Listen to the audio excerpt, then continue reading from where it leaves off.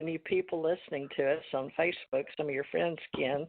So introduce yourself, and then we'll let you get to know Sean. Tell him about your regression experience. Go ahead, Ken. Okay. Sure, be glad to. Actually, best way to say it is that back in 1962, I went to the Marine Corps, and I got out in 68. At the same time, 66, NASA was really looking for engineers and scientists and what have you, and my brother was working for NASA directly, and he says, you need to get yourself from Vandenberg Air Force, down to Houston. Oh, gee. Yeah, and get out to the Johnson Space Center. They had just changed it from the Manned Spacecraft Center to Johnson Space Center because of Kennedy's assassination. So, anyway, I've been really involved, but then been kept secret for a very long time involved.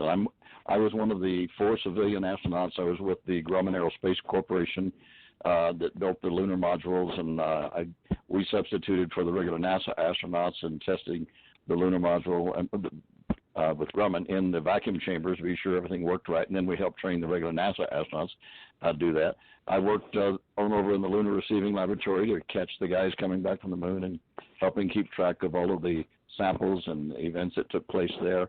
I was right in the middle of all the activities, and then I was being taken off to Denver, Colorado, and then on up to Seattle, Washington, to go to work for the Boeing Corporation as a 737 flight instructor. Put in my time for retirement from Boeing, and wound up running into for a long time. You're with the secrets and top secret clearances. You keep your mouth shut on everything, and then finally, after decades, you realize that other people have come forward, and there's no reason that you should have to keep the things that you're involved in. You might as well come forward, because that's the only way the rest of the world's going to find out what has been going on and realize that there really is such a thing as extraterrestrials. Yes, we really have gone to Mars ahead of time. Yes, Neil was not the first one to get to the moon, and all of these things. And then, of course, I get attacked verbally from people like James Oldberg and the others that try to discredit me 100%. But yet, I have all the documents, records, and proof and everything that I say that I was smart enough to keep the records that we sent back and forth between each other and the government.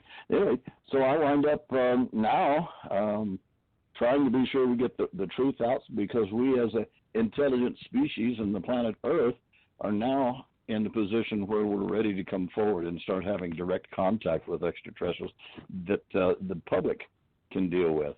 And so we're really dancing around on the edge of reality and what's false and what's true, and trying to get it to the point where we all know what's going on, and we can then mature as an intelligent species in this universe. I guess that's probably a mouthful of information, and right now I'm working with TJ and some of the others here with the ACO Club, and seeing if we can't make this work real good for those that have been keeping quiet for fear that the only way you can solve and handle this is if you do come forward and get the truth and the information out to the world. So I hope that's a good enough introduction. That's Ken Johnston, Sr. Okay? Thank you, Ken. And Ken and Tommy and a Mad Painter, which is Thomas Becker, will be helping us in the 2020 year with all of you that may be interested in joining us for whatever reason, good, bad, or indifferent. And we may be talking about that some more with everybody. It looks like everybody will have a place and had different experiences. And we'll get Kimberly O'Connor in the last hour here. Well, Sean Fowler, back to you. Anything else that you would like to share that you think have any of your own suspicions, or because you said in 2014 you actually became aware of putting stuff together, and that was after James Rink or something. But tell us how that 2014 awareness changed your life and what avenue that sent you on, because I'm going to get Kimberly O'Connor. She had a story to tell, but she wants to come on at the last in a little while, and she's in Ohio. But I just is some kind of ET energy going on because I didn't know. She thought it's hard to explain. She was a bubble on my phone, and I asked her how long we'd been together on Facebook, and she said, just tonight. So I told Sean Fowler, I just sort of typed to him to let him know something was going on. There's something going on, Sean. I'm not sure what, but all of a sudden you found me, and I want to talk a little bit about Barry Gaunt, because Barry has my one of my original books where I was collecting all this information and doing a little channeling myself, trying to put my spiritual path together. But I'm trying to figure out why we're all meeting. There's got to be a reason, because we've all had experiences. But I'd love, you're the youngest, so give me your idea of what's happening and why, where you want to start. 2014, Barry Gaunt, just give us your little path there. Well, I didn't know Barry Gaunt in 2014, but what had happened is when I had that regression done, whatever was, I don't know the intentions behind it, but, all these, quote unquote super soldiers, and I look at that word and I say to myself, now that I know, because I dealt with a lot of satanic stuff as well. I sold my soul. I had to rescind that contract. And even now, after selling my soul and, finally coming back to Sean and not these other, allowing these other entities or spirits or whatever you want to call it, because this is beyond a rude dimension, it's just, my life became crazy. It became, my first marriage did not work out. And it's funny, I don't really listen to the individual. I tried to talk to him. He would not talk to me. He wanted $100 for a 20-minute conversation, Mr. Stuart Swerdlow, and he would not talk to me. So I was just digging around, and I was like, trusting everybody. And, not everybody's intentions, I feel, are such for the good. I also believe that, the super soldier's goal also, like we talk about the Bible, it speaks in the Bible on, certain things. Like if you allegorically read the Bible, on your own understanding of it, it basically speaks about everything that's going on right now on planet Earth. And we're headed for destruction. Like Barry Gaunt had said to me on the radio show that we did, he said, it's a battle between the good and the evil. And what the super soldiers are trying to do, a lot of them who are still manipulated, and not trying to get help, and still, on the air, filling the air with, stuff that might be true, might not be true. They don't have full evidence. I'll be honest, I don't have full evidence, but it's what comes from inside of me. And I do know that I was possessed for 2 years. I was possessed by the demon of confusion.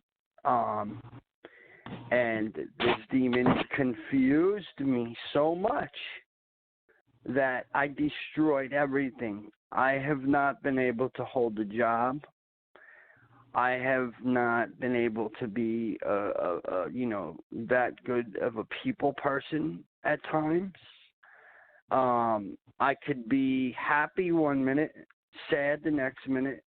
And, I believe that these implants that they place inside of us can actually cause the feelings that we go through, like anger, despair,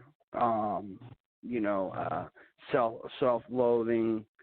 I feel like I was groomed. A part of my life, I was being groomed. Funny thing is around 2014, because my she calls herself my mother, and it disgusts me, and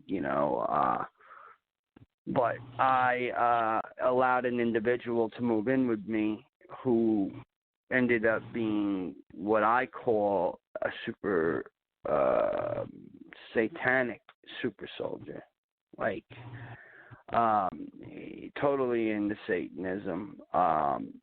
It tried to invoke Max Spears in my basement. After he did that, people fell down. One person fell down the stairs, broke their neck.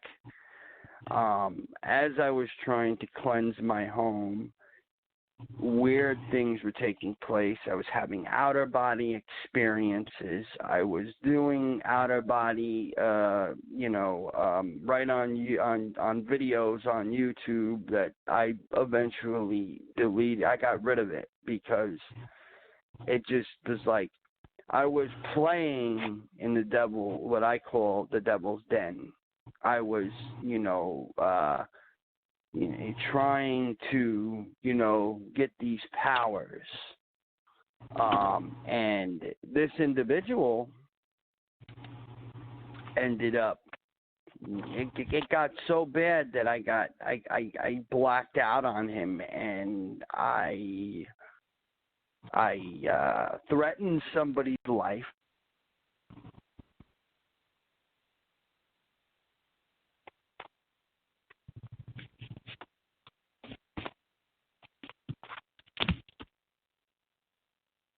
You okay? Drop the phone? I'm still here. Okay, good, Ken. Well, I guess we lost Sean. Telling him, what's that? Oh, you're back. Okay. We lost you there for a minute, Sean. You okay? Yeah, I get messed with on a regular basis. Military jeeps. Okay. Cars just sitting in front of my driveway. Well, they know I'm watched on a regular basis. Absolutely. Okay. So you're a person. You're a public figure now because you've done radio shows. And when was the first time you made a public appearance on the radio waves? Not to mention just in life. I'm just talking. Like being social networking, Facebook, or any of that, because you were on military bases, apparently, or remember, have some memories as a child, but we can't really know that, only because you've told us. So now I'm trying to, put the picture in my head. Where did these guys start showing up? Is it due to you being a public figure on radio shows, or what? Well, I once again back in 2000. This was about 2015. I'm sitting at my house. I get a phone call from a host that was running the Ryan Show in East Hampton, New York, which is not too far off from Montauk. And, the first time I went, everything was good, beers, we were hanging out, talking, enjoying, I've explained my experience. The second time I get called for, an interview, the White Mountain Boys show up. And this is a group that is underneath the military, and they threatened me. In person. Are they a militia? Are you? Please, I'm sorry, since you evoked that thought in my head and others on radio waves. What does that mean? Because I lived in Kentucky and I saw sort of what you described over in Missouri one night when I was truck driving cross country. A bunch of guys met at a place and started getting guns out of the back of their car, and I was just driving through. Is that what you're talking? So tell me what you mean, because that's what I'm seeing. They were basically on the show, just sitting there, and I felt like I was something, they were trying to do something, you know, like they were, you know, trying to scare me. Well, it sounds